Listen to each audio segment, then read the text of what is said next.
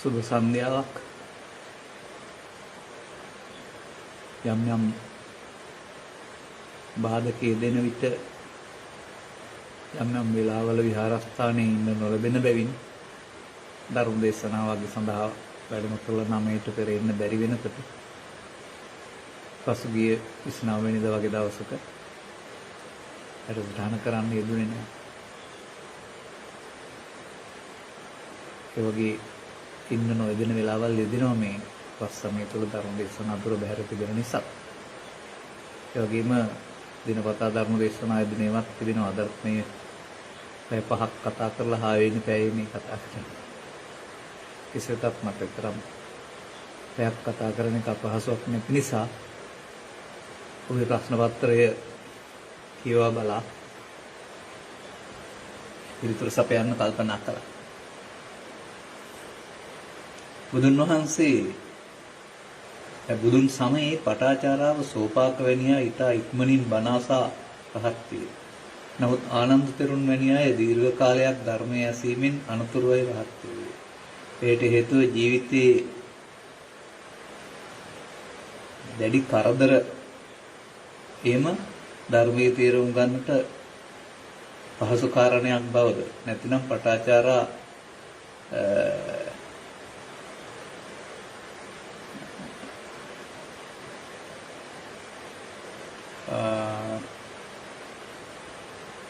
උපාදානයේ නැති කලේ කෙසේද?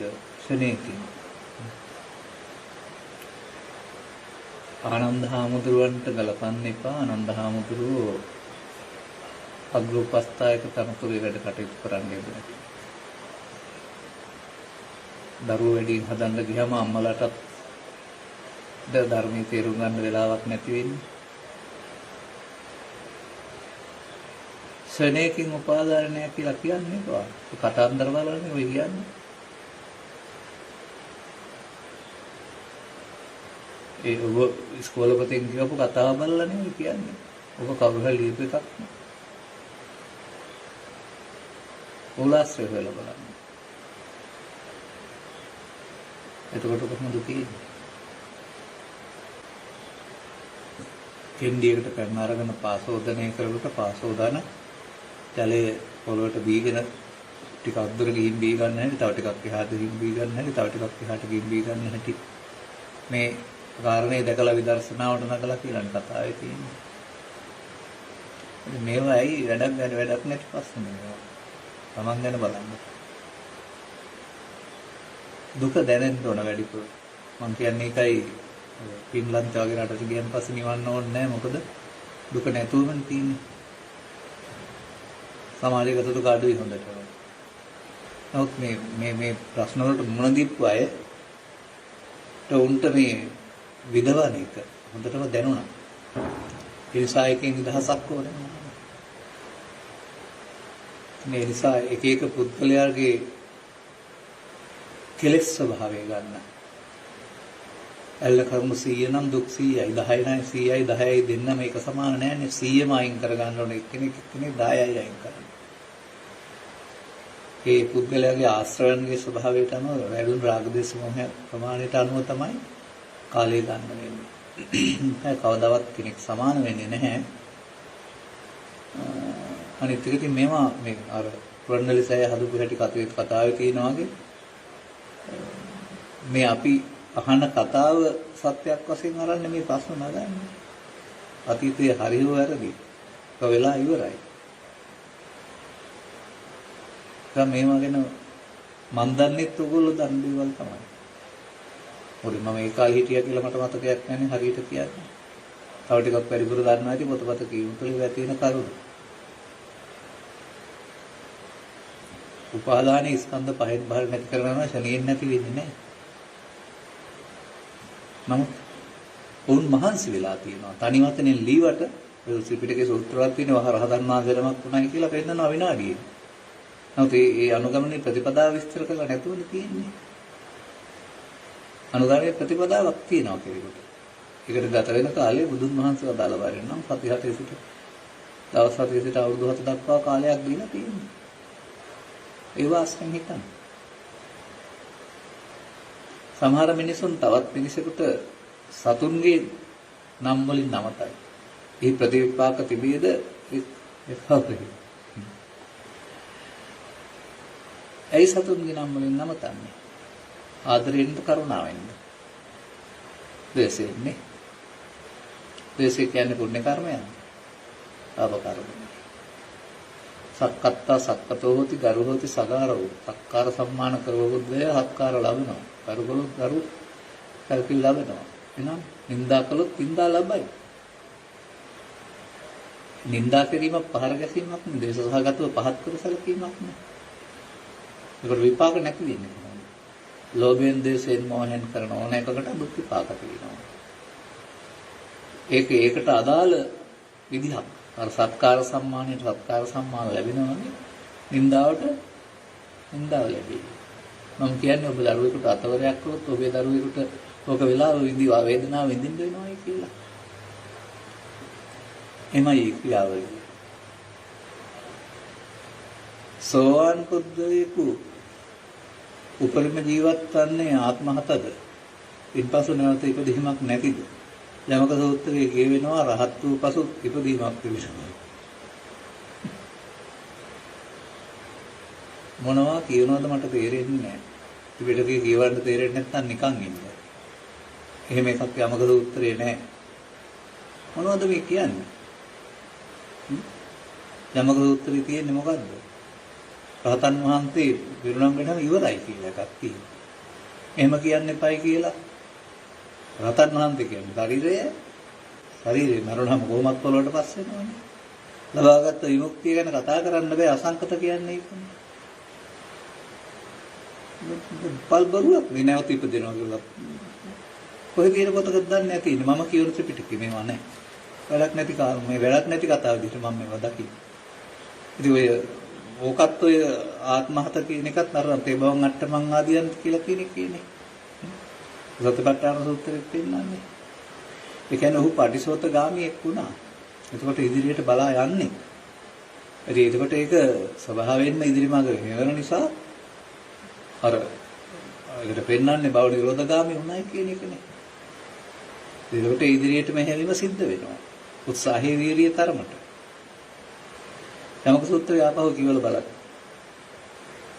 මෙහෙම එකක් කිසි නෑ. සබ්බේ සංඛාර අනිච්චා. එනම් සංඛාරයන් අරමුණු සිතුවිලිය. ඒවා මමගේ ආත්ම නොවේ යනවා. නමුත් සබ්බේ සංඛාරයන් පුඤ්ඤාභි අපුඤ්ඤාභි අනිත්‍යාභි සංඛාර නම් අபிසංඛාර වන්නේ නිත්‍ය කරන නිසා බැවින්. නිත්‍ය කොට සංඛාර අනිත්‍ය විය හැකිද? ඒ පහදා දෙන්න. මේ අනිත්‍ය කියන්නේ ඇති වෙනව නැති වෙනව කියන අර්ථයෙන් වෙන්නේ සමහර විට.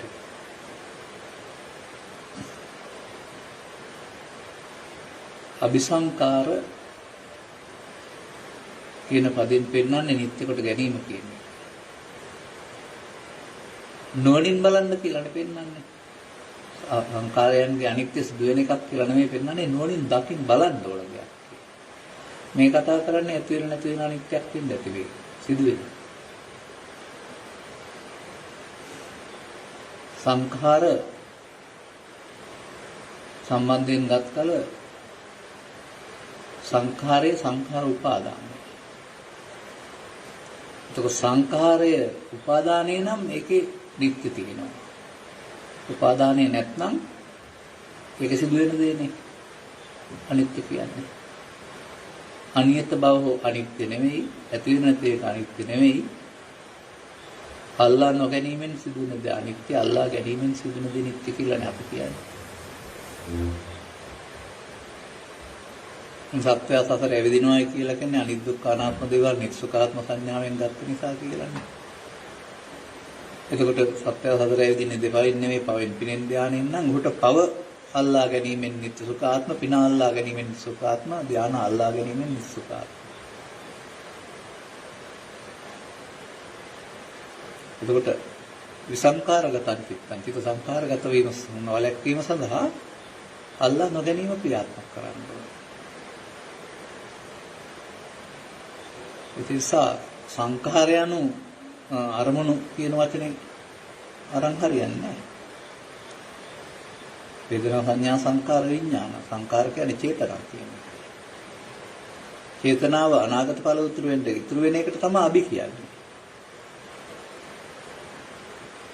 එතකොට අභි නොවන එක නෙවෙයි සංකාරගතන් චිත්තං. සංකාරගත වීමෙන් නවත්තන්න ඕන කියන්නේ.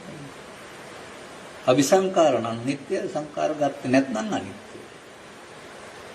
මේ අනිත්‍යාවි සංකාරණම් අபிසංකාර අනිත්‍ය විය හැකිද පහදා දෙන්න.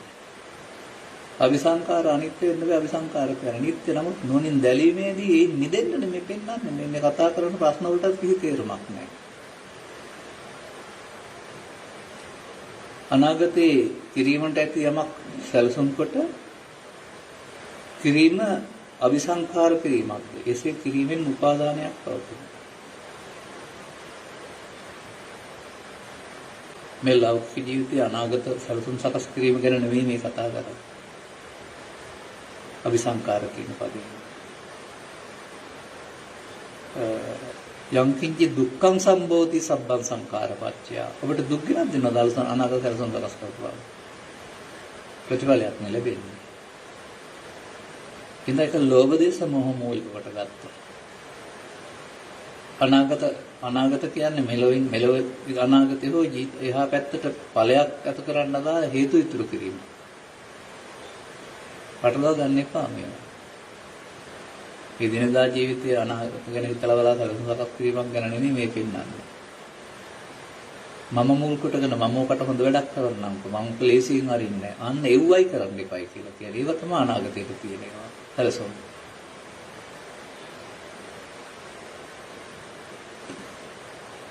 ආනාපාන සති භාවනාව ආකාර දෙකක් ලෙස විස්තර කළ හැකියි. එයාම උත්තරේ දීලා තියෙනවා. හුස්ම රැල්ල ගැනීම හා පිටකිරීම අරමුණු කොට සිත සමාධිගත කර විදර්ශනා භාවනාව වැඩි වෙනවා. හේතුඵල ධර්මයේ එන ගණන් විස්වල වහ ගණන් බලා ගලපා බලා හරි විනයට සසඳා බලා කුසල් සිත් ආන කිරීමටත් අකුසල් සිත් පාන කිරීමටත් ආනාපාන සති මා අසයත මේක කියන්නේ කවුද කියලා මම දන්නවා මචරි කියන්නේ. මේ කවුද හදපු එකක්? අර්ථ දැක්වීම. සතිපට්ඨාන සූත්‍රය ආරම්භ බැලුවහම ආනාපාන සති කියන්නේ මහ ලොකු භාවනාවක් නෙමෙයි ආරම්භක පියවරක් විතරයි. කායानुපස්සනාවේ ආරම්භක පියවරක් විතරයි. ඒක තව කීපයක් තියෙනවා. ඒක විතරක් පඩලා විදර්ශනාවට යන්න බෑ. ඒකෙන් වෙන්නේ අරමුණක් කෙරෙහි සිත හුරු කිරීම පමණයි. හිත එතෙක් දන්නේ නැහැ අරමුණක් කෙරෙහි සිත යොමු කරන්නේ. දැන් හුස්ම ඇතුළු වෙනවා දන්නවා. පිට වෙනවා දන්නවා. ඒකට තමයි සති කියන්නේ. අංගේ දැනීම කායනුපස්සනාවේ ක්‍රම කීපයක් ඔස්සේ අරන් ගියාම ඊට පස්සේ විදර්ශනාව තියෙන කායනුපස්සනාව නෙමේ වේදනාව හෝ චිත්තෝ ධම්මානුපස්සනාවේ ආකාර පහක. නීවරණානුව ආයතනානුව චතුස්සත්‍යානුව මොනම ආකාර පහක් තියෙනවා. ඔය පහක්ම වඩන්න ඕනේ නැහැ එකකින්. ඒකට ඒ අර දිනු කරගත්ත සිහිය එතෙන්ට ගෙනihin අන්න අර ඇතුළු වෙනවා පිට වෙනවා දැනෙනවා වගේ පංචක. හසු වී අනාගත ඵල උපදින්න නොතබා ඒ මොහොතේ අවසන් කිරීමට අවශ්‍ය සතියක් වේ. සතිය එතෙන්ට ගෙනියන්න ඕන ආරම්භ කරලා. මෙලොව දෙයක් පුරුදු නැති පුද්ගලයෙකුට ආරම්භක අවස්ථාවක් වශයෙන් දීලා තියෙනවා නිකම් ආනාපාන සතියෙන් දර්ශනාවට කියන්න එපා. ඉලක්ක වෙන චතුස්සත්‍ය පටිච්චසමුප්පාදේ විරෝධය ආයතන වශයෙන් බලන එක, නීවරණ වශයෙන් බලන එක, බොජ්ජංග වශයෙන් ඒ ඕන එකක් නේ එකකින් පහක් තියෙනවානේ. ධම්මානුපස්සනාව කියන්නේ. මේ සේරම ස්කන්ධ පහක් තුල කරන්න බෑ. නමුත් ආත්මය සතිය නෙවෙයිනේ. ස්කන්ධ පංචකයේ ආත්මය කියන්නේ සතිය නෙවෙයි සතිය නෙවෙයි. එහෙනම් එතෙන් අනාත්ම වශයෙන් බලන සතිය පුරුදු කරගෙන යන්න ඕනනේ මොකුත් නැති කෙනෙකුට. ඒකයි පැහැදිලි කරන්නේ. මේක ඉතින් මේ පැවිදි නැති ගිහි සමාජයක් තියෙනවා තිබිලි තියෙනවා. පැවිදි සමාජයේ දෝෂ දර්ශනයට ලක් කරමින් අලුත් මත ඉදිරිපත් කරපු. ඒකම එකක් තමයි මේ ආනාපාන කියලා කියන්නේ. ආනාපාන වලට ඔය අර්ථය දක්වලා තියෙන්නේ. මම ඒ ගැන කියන්න දන්නේ නැහැ. ඔක කියන්නේ විස්තර කියන්න දන්නේ නැහැ. මටත් ඔක ඇහිලා තියෙනවා. සමාන නැහැ. ඒ සමානද කියලා අහන්න සමාන නැහැ. විතර සහ සියලු දෙයකටම තරහ යනවා. යාම.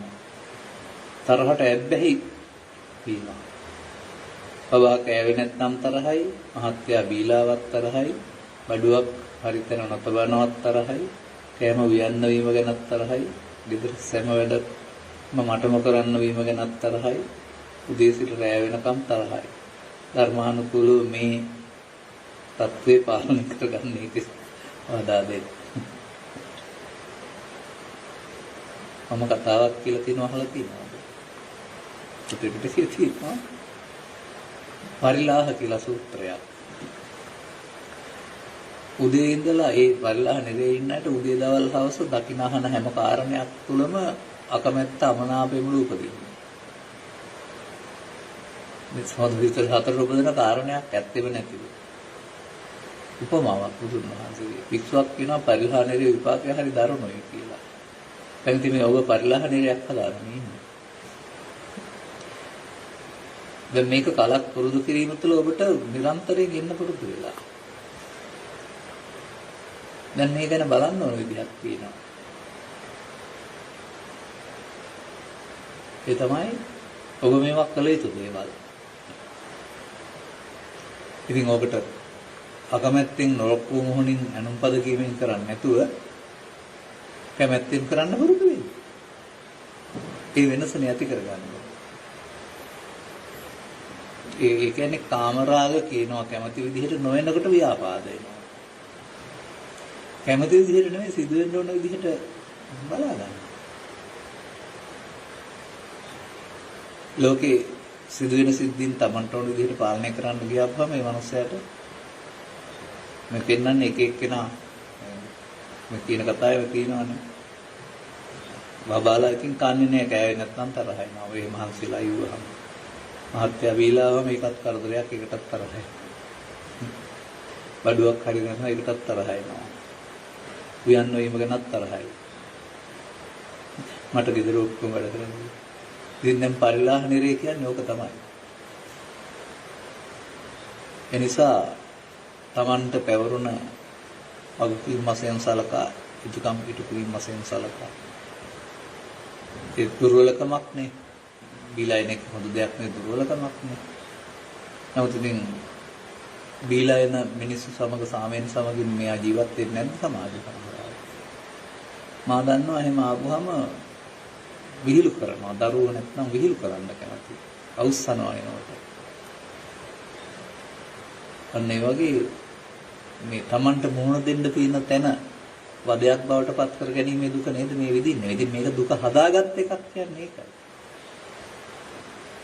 මේ සියල්ල උපේක්ෂාවෙන් දරන්න වෙන ගන්න. දරුවා කෑව දවසට හොඳයි නොකෑව දවසට යාට එපා නිසානේ කන්නේ නැතුව යන්නේ. බඩුවක් එහෙම හිතන තිබ්බහම හරි තැන තියාගන්න පුළුවන්. කාමරාග ව්‍යාපාද හැමත විදිහට ඉර නොවෙනකොට තරහ වෙනවා. ඉලේනරක් කරගෙන උදේ නරය වෙනකම් ගහි බිබිරින්න වෙලා දෙනවානේ. වමුණහම. දවසේ සියලු කටයුතු Tamanට ඕන විදිහට වෙන්නේ නැතුවම. මේක මොරා ගියාම තව එහාට ප්‍රශ්නයක් වෙනවා. නිසා Tamanට තියෙන වගකීම් ටික කැමැත්තෙන් කරන්න ප්‍රසන්න තැනක් බවට පත් කරගන්න මානසිකත්වය හදාගන්න. පොදු කරලා. නැතුව මේ වැඩේ කරලා හරියන්නේ නැහැ. Taman හදාගත්ත වරදක් නිසා මේ විඳින්නේ කියන එක තේරෙනවා. ඒක වුණයි මේ සම්බන්ධයෙන් දෙන්න තියෙන්නේ වෙනස් කරගන්න ඕනේ. නිවස ප්‍රසන්න තැනක් බවට. ඔවුන්ගේ අපිළිවෙල නැත්නම් පිළිවෙල පහු වෙනකොට හදාගන්න. මත්පැන් බාලා අපහමත් කින් ඔක මත්පැන් පුද්ගලයාට බීලා බැනලා හදන්න යන්න බෑනේ. මනුස්සයා සිහියෙන් නෙමෙයි ඉන්නේ. ඒ වෙලාවේ නිහඬව ඉඳලා ඔක දාගන්න යන්න නැතුව පස්සේ ඕන නම් කතා කරලා බලන්න. ඒකේ සිදුවෙන මූල්‍යමය හානිය, ශරීර සෞඛ්‍ය හානිය ආදී කාරණා තේරුම් ගන්න තරම් මොන තියනවද කියලා. ඒකත් ඇබ්බැහියක් නම් ඒක ඉතින් මම රට කියන්න තේරෙන්නේ නැහැ. ඒක කියන්නේ ඒ පුද්ගලයාගේ පෞද්ගලිකත්වයක් නිසා. ඔහු යාළුවන්ට විතරුවීම නිසා ඔහුට තියෙන ප්‍රශ්නයක් අමතක කරන්නද මොකද විවිධ කාරණා තියෙනවා. ඒක එක්කෙනාට නිදහසට කරුණු තියෙනවා. නමුත් බුදුදහමට අනුව බීමට නිදහසට කරුණු නැහැ. කොහොම කරත් වැරදි. ඒ අපි මේ අමද්දීප සමාජයක් නිසා අපට ඒක අවශ්‍ය නැති නිසා නමුත් ඔවුන් මේවායෙන් යම් කිසි පලායාමක් වේදනාවතක කිරීමක් කරනවා. ඒ නිසා ඒවා ගැන ගැටුම් ඇති කරගන්න ගිහින් හරියන්නේ නැහැ. වෙනත් ආකාරයක සංසුන්ව විසඳ ගන්න මොන දෙන්න පිළිවෙල ටික නම් ඒක දරා ගන්න ඉගෙන ගන්න. මේ නොරොක් බව නැත්තම් අමනාපේ ප්‍රකාශ කරන්නේ නැති. ටික ටික හුරු කරගන්න අත්හැරලා දාන්න.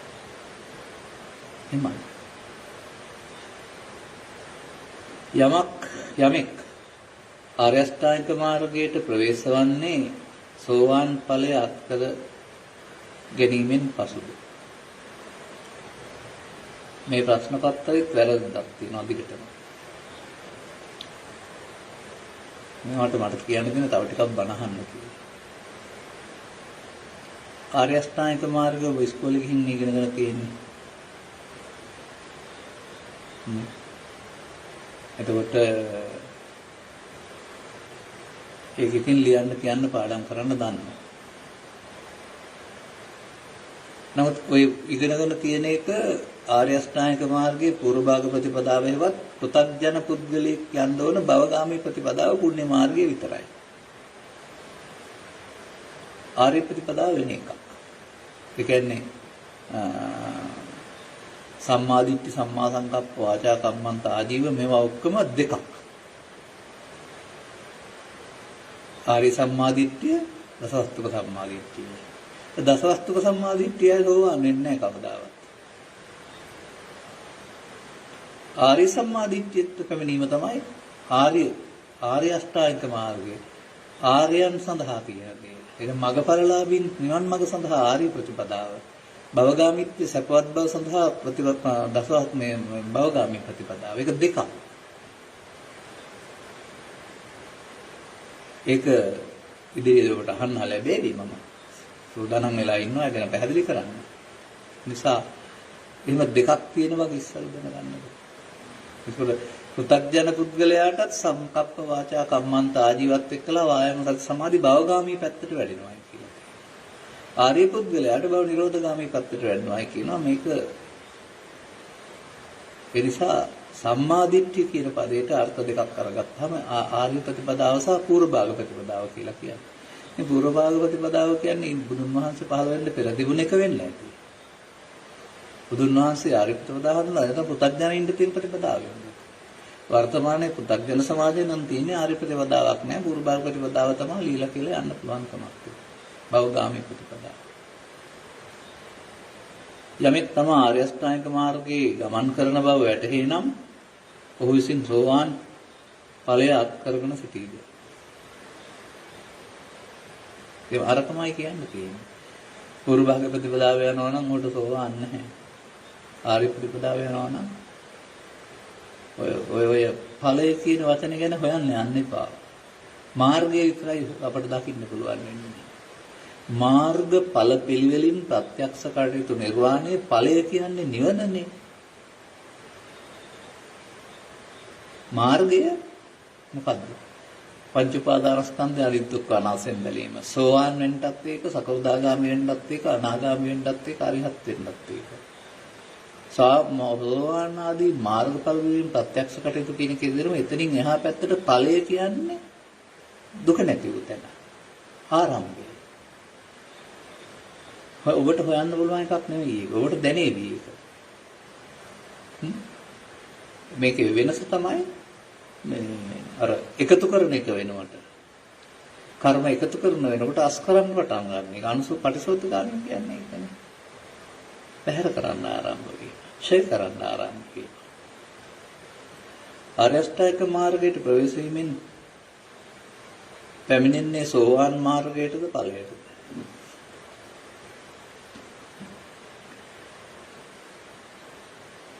මාර්ගයට අනතුරුව ඵලයේ ඉදීමට එක්සන් මාත්‍රයක්වත් කල්ගත වෙන්නේ නැහැ. මාර්ගයේ අවසන් වෙන්නේ ඵලයේ.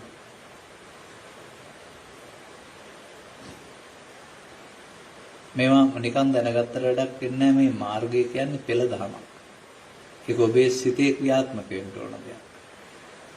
ඒ පෙළ දහම ගැනීමෙන් ඵලය කියන්නේ දුකින් මිදීමනේ. ඵලය කියන්නේ මොනවද? දුක අවම වෙනවා දැනෙයියට. මේක පෙන්වන්නේ දුක්ඛසන්තං කරිස්සනේ. දුක් නිමා වීම කියලානේ පෙන්වන්නේ. ඵලය කියන්නේ දුක් නිමා වීමක්. ඒක දැනෙන්න ඕන ඔබට. ආරම්භයක් දැනෙන්න ඕන. සෝවාන් මාර්ගයේ අවසානයේ සෝවාන් ඵලය වන අතර සෝවාන් ඵලය යන සකෘදාගාමි මාර්ගයේ ආරම්භයේදී. මේ ප්‍රශ්න හතරටම පදනමක් නැහැ. ස්කන්ධ පංචකය තුල නෙමෙයි මේ කතා කරලා තියෙන්නේ. ඒ නිසා මේව හොයන්න බලන ඇහැ වැරදි.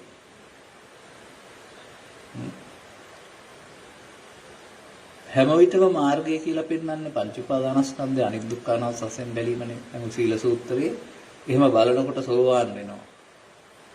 දැන් මොකද කරන්න ඕන? තවත් උපදින පංච උපාදානස්කන්ධයක්. ඒක බලලා ඉවරයි. ඊළඟ එක අනිත් දුක්ඛානාත්මය. එතකොට ඒ බැලීමේදී කාමරාග ව්‍යාපාද තුනී වෙනකොට ඒ අර දුකට හේතු තුනී වෙනකොට ලැබෙනා වූ දුක නැති උතරනේ ඵලය කියන්නේ.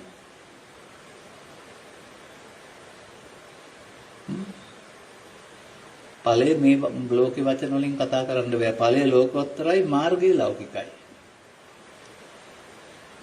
එහෙමයි.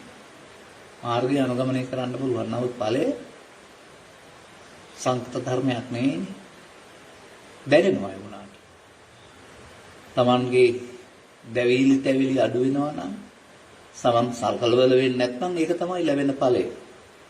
වෙන ඵල කියලා මොනව හොයනවද මම දන්නේ සමාජයේ. මාර්ගඵල කියලා එකක් හොයනවනේ. මාර්ගඵලයක් ලබන්න කියලා. ඒක එකට මූට්ටු කරලා තියෙන්නේ. සමාජයේ. ඵලය නිවීමමයි.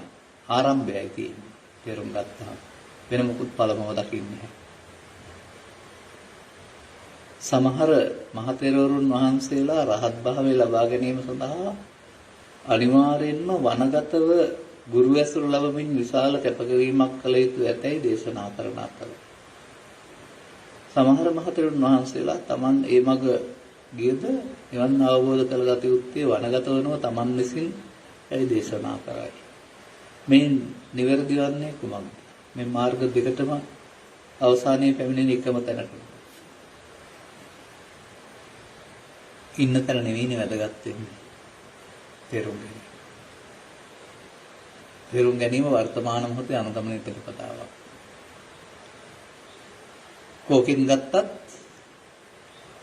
ලක්ෂරිය අනිත් දුක්ඛානාත්මය චතුස්සත්ත්‍ය හේතු නැති වූ තැන පටිච්චසමුප්පාදේ නිරෝධය කර්මක්ෂය කිරීම. ඒ එකකින් නිරෝධය, භව නිරෝධය, කර්ම ඡය වීම. ඒකට කරන්න ඕන.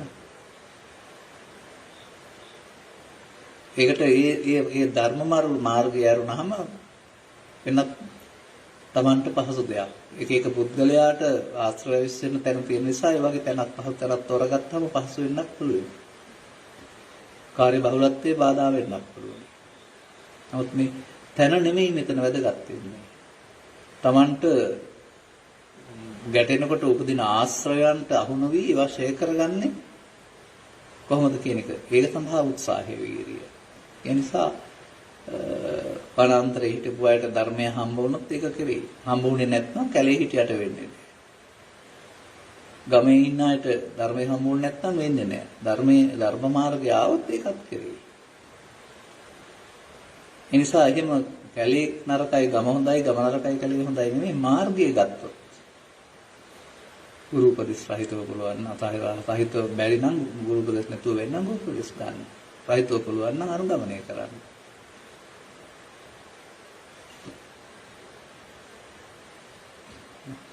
කොහොම ගත්තත් භව නිරෝධෝ නිබ්බානං මොහොතක් පාසා මේ අවසානයේ Taman ළඟ සිදු වෙන්න ඕන අනාගත ඵල උපදින්න නැති වෙන්න. ඒක තමයි ඵලය. ඵලය ආරම්භ වෙන හැටි. ලෝකෝත්තර ඵලය හමු වෙන හැටි. විඥානය සහ මනස අතර වෙනස පහදා දෙන්න. ඉති මනෝ ඉති චිත්ත ඉති විඥානං කියලා තුනම එකතර පාවිච්චි කරනවා. මනසයයි කියනු ලැබෙයිද සිත කියලා විඥානයයි කියනු ලැබෙයිද? විඥාන කියන්නේ දැන ගැනීමටනේ. ඇහි සිදුවෙන දේ, කනේ සිදුවෙන දේ, නාසයේ සිදුවෙන දේ, ඒ සිදුවන සියල්ල දැන ගැනීමට විඥාන කියනවා. එතකොට ඒකේ තියෙන කාරණා ටික ගත්තාම මනස කියලා කියනවා. සිත මනස කියන වචන දෙක පාවිච්චි වෙන්නේ අර පාළි ඒක අර්ථයට. ඕවා තේරුම් කරලා පාඩම් කරගත්තට ලැබෙන ප්‍රතිඵලයක් නැහැ. අර පව් සිද්ධ වෙන හැටි, පින් සිද්ධ වෙන හැටි උගන්වන අභිධර්මයේ වගේ තමයි. වෙනම උගන්වනවා පව් සිද්ධ වෙන්නේ, පින් සිද්ධ වෙන්නේ මෙහෙමයි කියලා. ඉගෙන ගත්තට පව් සිද්ධ වෙන එක නතර වෙන්නෙත් නැහැ, පින් සිද්ධ වෙන එක නතර වෙන්නෙත් නැහැ. අමතර කියන්නේ මේවා අමතර. ඒ සිද්ධිය පිළිබඳ අමතර පාරකින් හදාරීම. වෙන්න ඕන කාරණාව උපාදාන සහිත නම් භවගාමී, උපාදාන රහිත වෙන්නේ කොහොමද කියලා හොයාගත්තාම ඔහොම ලේසියි. ඔය කියන ඔක්කොම දැනගෙන නෙවෙයිනේ මුල් කාලේ අය ඔය පොතපත උත්තර කියවල නෙවෙයිනේ අදාළ මාර්ගයට ආවේ. අන්න එහෙම වෙන්න ඕන දේ පිළිබඳව සරලව තේරුම් ගන්න මහන්සි වෙන්න. මට මේ ප්‍රශ්නාවලිය තුලම පේන්නේ නැහැ වැදගත්කමක් අද. මම තේරුම් අරන් පහන ප්‍රශ්න වශයෙන් මට පේන්නේ නැහැ. ඉති මනෝ ඉති චිත්ත ඉති විඥානං. සිතයයි කියනු ලැබෙයි, මනසයයි කියනු ලැබෙයි, විඥානයයි කියනු ලැබෙයිද? හටගත්ත ගමන් මොහොතකින් නැතෙනවා. නෝනේ පින්නන්නේ. අහු පරිවර්තන. මොකක්වත් කියන්න බැහැ. ඒ විඥාන පදයට වෙනම දෙන්න පුළුවනි. සිදුවෙන සිද්ධිය හඳුනා ගැනීමට කියන නමක් විඥාන කියලා. සිතේම චෛතසිකයක්.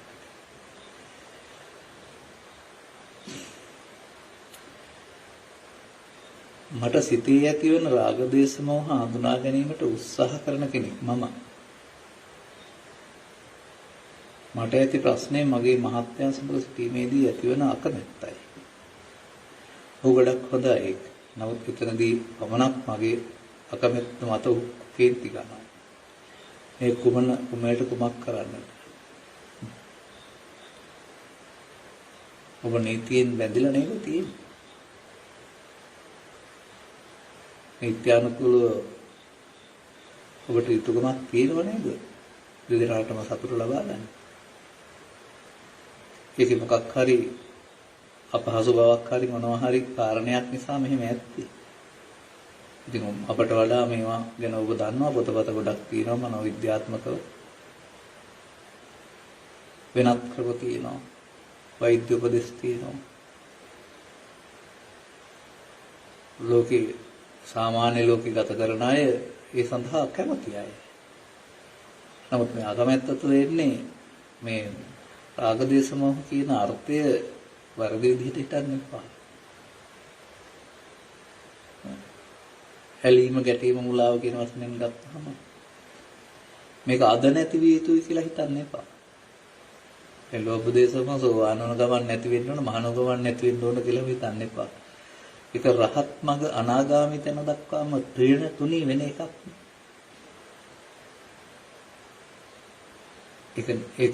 ඒක නැති වෙන්න ඕන බව දන්නවා. නමුත්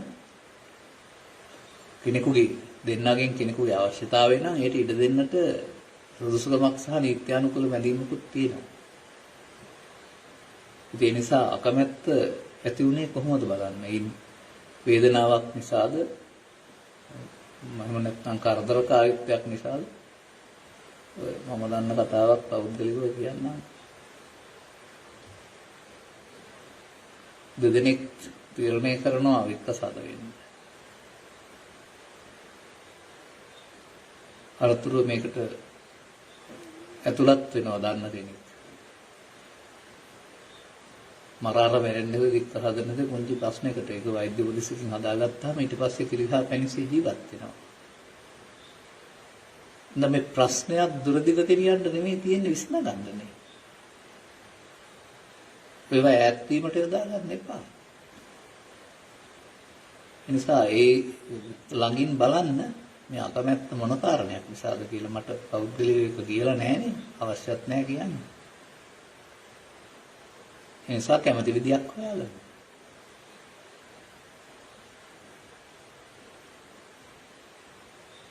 කාමසූත්‍ර කියලා පොතක් තියෙනවා, ලිංග මනෝවෛද්‍ය රහස් කියලා පොතක් තියෙනවා, ජීවිතය කියලා පොතක් තියෙනවා, වර්තමාන වෛද්‍යවරු ලියපුවා මම දන්නේ නැහැ. මට ওই පිළිබඳව පොත් වලින් දැනුම තියෙනවා ඕන තරම් ප්‍රායෝගික නැති වුණාට. ඉතින් ඒ ප්‍රශ්න සාකච්ඡා කරනවානේ.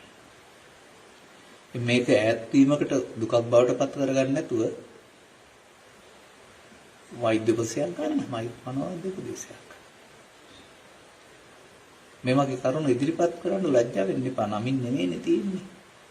මේවා සමාජයේ ලිපිට කතා නොකලට මේවා නොදන්න කෙනෙක් නැහැනේ. ජීවිතේ තියෙන්න ඕන කාරණා. මේ ප්‍රශ්න විසඳ ගන්නයි ඕනේ. අර මුලින් කතා කරපු එකක් තියෙන්නේ. ආවත්තරයි, කෑවත්තරයි, නොකෑවත්තරයි. අන්න ඒ වගේ හැම එකක්ම වදයක් බවට පත් කරගන්න නැතුව මම රාග කියන පදයට ඔච්චරම් සරල අර්ථයක් දෙන්නේ නැහැ. කැමැත්ත ආසාවන් ඇති කර ගැනීමට එහා ගිය විකෘති කාමයටයි රාගය කියන්නේ. ඔය පවතින බ්ලොග් ෆිල්ම්ස් වල જાති බලලා එක එක විකෘති කාරණාවට යන්නේ. ඒසි ඇතිවීමක් නැතිකම. මේ ලෙන්ගතුකමක් තුළ තියෙන සම්බන්ධතාවය මම දකින්නේ නැහැ විකෘතියක් හෝ මේ නරක දෙයක් විදිහට. එතකොට ලෙන්ගතුකමක් නේ ආදරයක්. මේ එනිසා කේන්ති ගස්සන එක ඒකට හේතුවක් තියෙනවා. ඒ කැමැත්ත ඉදිරි නොලැබීමනේ බලාපොරොත්තු ඉටු නොවීම. කාමරාග ව්‍යාපාද කියනවා. කැමැති කාමරාගනේ කැමැත්තට ඉන්න වෙනකොටයි ඒ තැදළු කොටස එන්නේ. ඒක මතු කරපුවාම සුසුසහ යහපතක් වෙන්නේ නැහැ කාටවත්. ඒ ගැන හොයලා බලලා ඒක මතු නොකරන්ට අනුගමනය කළ ඉරියව්වක් තෝරගන්න. ඒ බඳු ප්‍රශ්න තවත් සමාජයට ඇති. ඒ ඇත්ත තේරුම් ගන්න ඕන.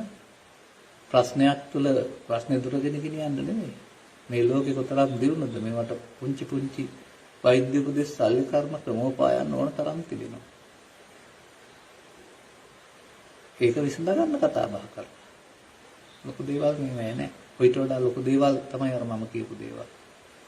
නමුත් ඒකෙත් වැරදි අවබෝධයක් තමයි අන්තිමට තීරණය ගන්න කියලා තියෙන්නේ. ඒක හදාගත්තම හරි. හදන්න පුළුවන් දෙයක් නෙමෙයි තියෙන්නේ. සෝතාපන්න වීම Tamanට දැනෙන්නේ මොන ආකාරයෙන්ද? සෝත කියන්නේ ආර්ය අෂ්ටාංගික මාර්ගය, ආපන්න කියන්නේ පැමිණීම. දැනෙන්නේ Taman රැස් කරන්නෙක් වෙනකොට අස් කරන්නෙක් බව තේරෙයි. පටිසෝතගාමීනේ. කරගත්ත ගොම්කම් ටිකේ විදින දුක ටික තුනී කරගන්න මේවෙන් මිදෙන්න ඕන මම කියලා ආපහු යන්න පටන් ගන්නවා. ආර්ය මාර්ගය මම පෙන්නන්නේ.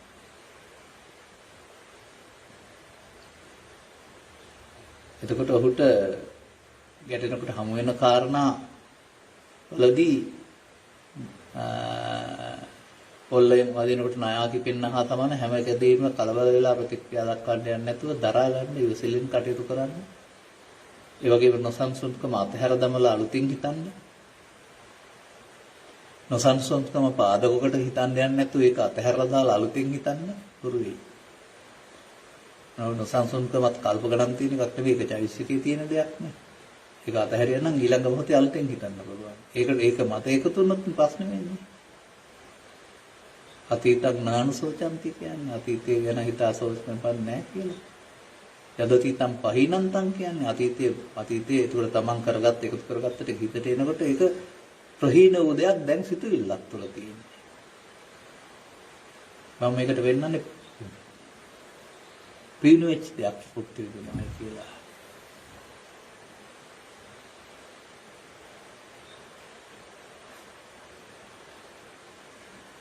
අවසරයි ස්වාමීන් වහන්සේ, නිවන් අවබෝධ වීම සහ රහත් භාවයට පත් වීම යන අදහස් කරන්නේ එකම දෙයක්ද? කරුණාවෙන් පහදා දෙන ඔබ වහන්සේට පිරුවන් සරණයි. පිළිදහයි.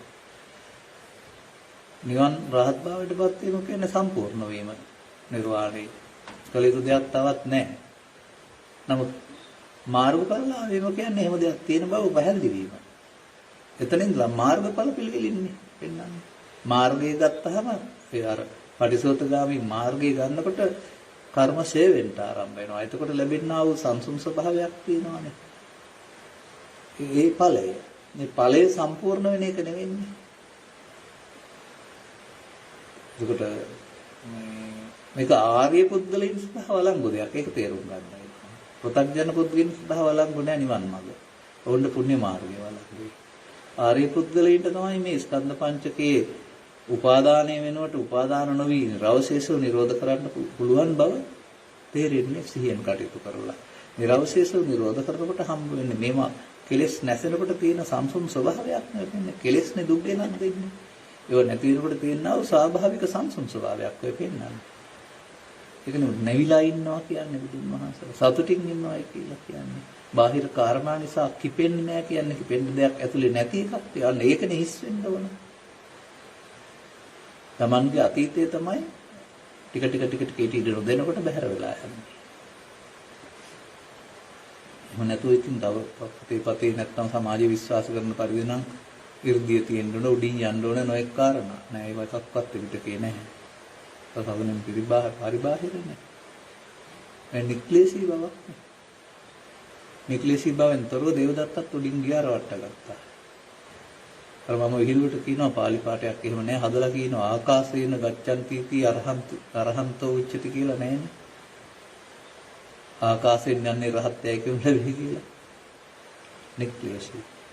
ලෝභ රහිත, ද්වේෂ රහිත, මෝහ සහිත උපදින්න නැති වුනහම තේරෙවි. ඒව නිසා හට ගන්න දුක් නැති බව. දුක නැති වුණා කියන්නේ ඒකනේ. මේ සමාජයේම අනිත් අය දුක් විඳින්න තමන්ට දුකක් නැහැ. අන්න ඒක තේරෙවි ඵලය. තමන් විඳවන්නේ විඳිනවයි කියලා. ඒක තමයි ඵලය.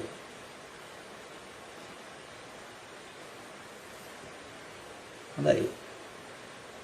ටිකක් හිතලා බලලා කාලේ මට හරියට වටිනවා. මම මේ දවස්වල දවසට පැය 5ක් ධර්ම දේශනා කරනවා මාධ්‍ය සඳහා ඊත් අදත් දෙකේ. ඔය එහෙම කතා කරලා තියවිදිත් තව පැයක් මේ ගත්තේ. ඔබට හරි කාට හරි අර්ථවත් දේවල් ලැබුණාම නිකම්ම මේ වැදගත් නැති ප්‍රශ්න කාලේ නාස්ති කරන එක බොරුවට කියලා මට හිතෙනවා. ඒක ගැන හිතා බලන්න. එහෙම නැත්නම් මේවට අදාළ දැනුවත් වීම අපේ ධර්ම දේශනා තුළ ඕනතරම් තියෙනවා. මෙහිට හොයලා තේරුම් ගන්න. මුකුත්ම ධර්ම ශ්‍රවණය කරපු නැති අය වශයෙන් නම් මේ ප්‍රශ්න අහන්නේ. ඔබට මා යොමු කරන්න කැමතියි. අපි ඉන්න මාධ්‍ය අන්තර්ජාල Facebook තියෙනවනේ.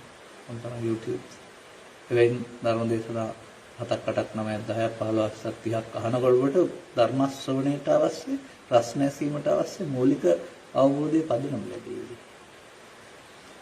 පාසලින් ඉගෙන ගත්ත පදනම මට පිටිතා ප්‍රශ්න අහන්න එපා. මොකද මේ පදනම වැරදි. හැබැයි එහෙනම් අපිට කාලෙ මීට වඩා ගත කරන්න අවශ්‍ය නැහැ.